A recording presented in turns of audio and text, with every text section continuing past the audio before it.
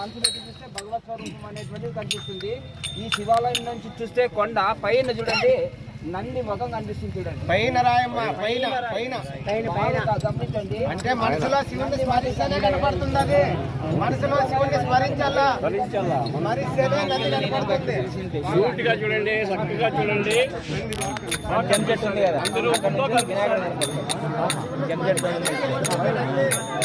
పైన ఓం నమః శివాయ.